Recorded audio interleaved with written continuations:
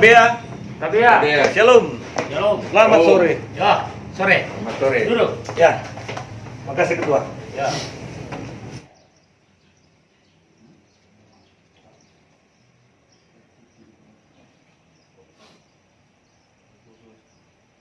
Ya. Kita mau bertanya sedikit, Pak. Karena Ketua kan selaku Tunas Harian DPP Barmas, dalam hal ini Ormas, bagaimana tanggapan Ketua mengenai wajah demokrasi di Sulawesi Utara saat ini dan yang lalu-lalu? Sepengetahuan kita selaku pimpinan Ormas, apalagi ini menyangkut adat. Nah, kalau kepemimpinan sekarang memang sangat berbeda dengan kepemimpinan kita selaku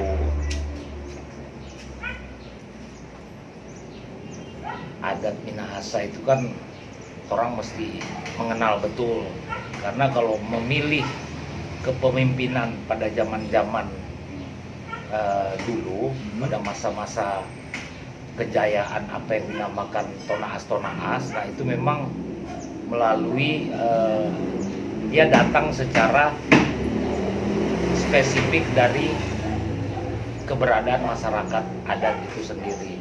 Nah, orang kan banyak yang dibilang Tonaas, atau katakanlah di tingkat paling bawahnya lagi walak-walak. Nah, itu kepemimpinannya memang selalu datang dari bawah, bottom up. Nah, kira-kira Ketua seperti apa contoh prinsip-prinsip yang berubah itu? Wajah demokrasi zaman dulu dengan sekarang. Ya, perbedaan memang sangat mencolok. Karena kalau dulu itu kan kita dipilih berdasarkan kualitas diri kita. Nah, kualitas itu menunjuk banyaknya keahlian-keahlian. Misalkan kalau zaman orang dulu itu kan bisa dikatakan Tonaas kalau ada berkumpul beberapa orang dan dia merasa dianggap punya skill tertentu, keahlian tertentu. Nah, misalkan dari sisi mungkin di satu kampung itu dianggap dia sebagai, ya katakanlah semacam dokter lah. Tapi dokter bukan punya spesifikasi khusus, mungkin pendidikan, tapi bawaan. Nah, kalau torang kok istilahnya dulu itu opo-opo. Nah, kalau dia sudah dianggap punya satu ilmu tertentu, misalkan bisa menyembuhkan orang sakit. Dan dulu ceritanya kalau orang menyembuhkan orang sakit itu tidak dibayar, tidak minta bayaran.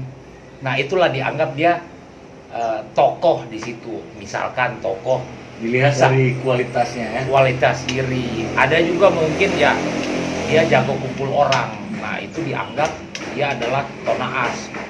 Karena kan kalau umpamanya dulu sering terjadi perang suku, nah Tonaas ini yang jadi pimpinan di satu desa tertentu, wanua tertentu. Biasanya orang punya kekuatan-kekuatan yang tidak dimiliki oleh banyak orang di kampung itu. Nah, misalnya dia bilang, oh ayo kita menghadang musuh atau apalah. Nah, dia dianggap Tonaas perang atau apalah penamaan waktu itu. Zaman dahulu itu dengan sendirinya itu muncullah seorang pemimpin, iya, muncul betul, dengan sendirinya, tidak betul. ditunjuk atau tidak Iya, dipilih. setuju. Dia tidak diciptakan, tapi dia tercipta dari keadaan. Beda dengan zaman sekarang. Kalau sekarang tanpa lain. uang kan mungkin mau jadi pemimpin. Iya. Kalau sekarang kan semua didasarkan itu, demokrasi itu semua didasarkan oleh yang namanya kekuatan finansial. Iya. Mau orang dari mana, dari seberang demokrasi lautan. saat ini sudah tidak tidak Pure lagi, tidak murni lagi. tidak murni. Karena demokrasi, apalagi demokrasi menciptakan seorang pemimpin itu bukan datangnya dari bawah, tapi dia kadang datangnya dari atas. Nah, itu yang salah. Nah, itulah yang dinamakan pemimpin lahir dari bawah, bukan lahir dari atas. Kalau sekarang kan titipan. Misalkan kita ambil contoh, taruhlah demokrasi sekarang kan demokrasi yang mencari seorang pemimpin. Nah, itu biasanya dia datangnya udah diciptakan. Misalkan rakyat harus pilih itu karena ya orang lihat oh dia banyak duit apa, diarahkan ke situ. Tapi kalau dulu dia dari bawah, karena dianggap dia bisa bertanggung jawab, punya keahlian atau skill tertentu, maka dia dianggap pemimpin. Dan dia tercipta dari bawah, tercipta dengan sendirinya. Kalau sekarang kan diciptakan. Berarti boleh dikata kalau kepemimpinan saat ini tercipta karena ada kepentingan lah di situ. Ya itu salah satunya.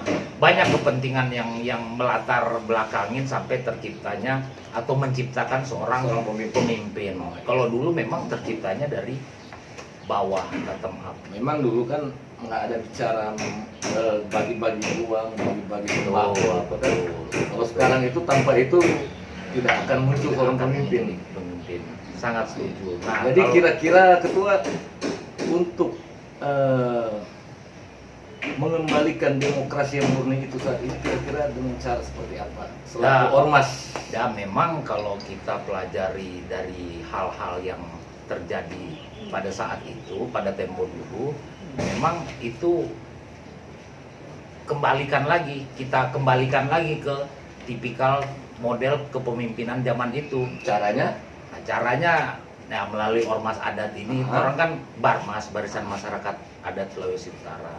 Nah, orang logo itu kan yang tertera misalkan ini back to culture, nah, berarti kembali ke adat. Karena sekarang demokrasi sekarang ya sistemnya sudah bukan demokrasi Pancasila. berarti Barmas juga selaku ormas adat harus ada peran dong di dalam Pasti, pemerintahan. pasti. Kira-kira usulan-usulan apa yang harus Ya itulah yang orang bicarakan dari awal, bagaimana orang perkokoh, persolid dulu ini organisasi. Nanti dengan sendirinya, dengan keberadaan orang-orang yang punya kualifikasi tertentu, yang punya kualifikasi khusus, mari orang sama-sama Barmas ini, orang dorong bisa jadi mitra pemerintah. Misalkan, ya orang bisa kembalikan lagi adat-adat yang dulu yang sempat hilang. Nah hilangnya karena apa ya, mungkin ya perubahan zaman, perubahan kepemimpinan. Kembali orang letakkan DP dasar-dasar kepemimpinan dengan cara kembali ke culture, back to culture itu tadi. Memang kalau kita lihat demokrasi di kampung yang dulu dengan yang sekarang, memang ada sedikit, bukan sedikit, ada agak banyak berubah. banyak berubah? Karena kalau zaman dulu demokrasi itu hampir-hampir didominasi oleh satu tokoh, mengarahkan sistemnya harus mengikuti yang maunya satu tokoh itu. Sementara sekarang kalau kita hubungkan dengan pemilihan yang suksesi bupati dan gubernur ini, kelihatan tidak lagi didominasi oleh satu tokoh dalam berdemokrasi di kampung. Karena rata-rata orang kampung itu sudah paham betul apa itu pesta demokrasi. Sudah paham betul apa yang menjadi tujuan dari DP keinginan untuk memilih seorang pemimpin.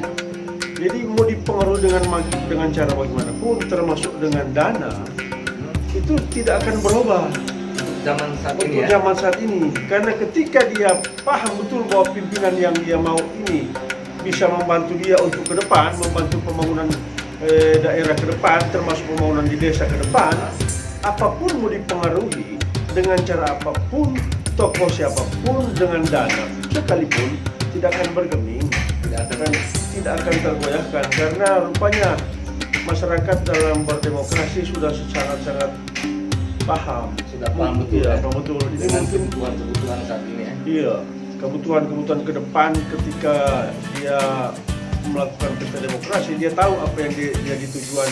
Kenapa dia harus memilih? Berarti Pak, apakah masyarakat saat ini mereka memilih seorang pemimpin menilai dari tokohnya atau dari programnya? Jadi kelihatan masyarakat melihat dari track record yang Track ada. record. Ini sudah apa yang dia perbuat. Kemudian kalau ada incumbent atau petahana, mereka akan bikin perbandingan dengan yang akan dipilih kemudian. Terima kasih banyak. Kita semua permisi pulang. Tabia, shalom. Makasih.